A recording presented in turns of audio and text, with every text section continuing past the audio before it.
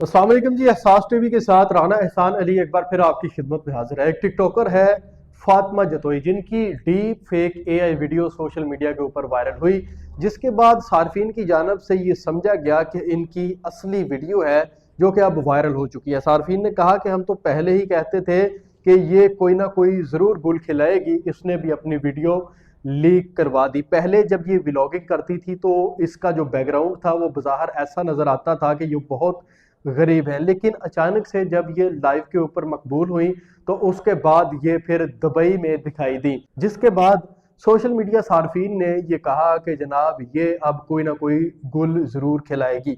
इसकी video viral होने के बाद तनकीद का निशाना इसको बनाया जा रहा है। फातिमा जतोई ने भी कुरान हाथ में पकड़ कर ये कहा कि ये मेरी वीडियो नहीं है। वो बच्ची रो रही है और अपनी सफाई सोशल मीडिया सार्फिन के सामने बयान कर रही है कि ये जो वीडियो वायरल हुई है ये मैं नहीं हूँ, डीप फेक वीडियो है। एक खातून अपने हाथ में कुरान उठाकर अपनी बेगुनाही का सबूत दे रही है, इससे बढ़कर और क्या होगा। एक मुसलमान के लिए कुरान से बढ़कर और कुछ नहीं होता। और अगर आप भी इस पे यकीन नहीं करेंगे तो यकीनन फिर आपके ईमान की भी ये कमज़ोरी है कि आप उस कुरान को भी नहीं मानने के लिए तैयार जिसको हाथ में पकड़ा हुआ। उसके अपने मामलात हैं, अगर उसने किया भी है तो वो खुद इसकी ज़िम्मेदार है। उसने कुरान उठाया है, अल्लाह खुद उससे पूछेगा। लेकिन फिलहाल की घड़ी हमें ये तस्लीम करना चाहिए कि वाकई वो डीप फेक एआई वीडियो है जिसको किसी ने लीक किया।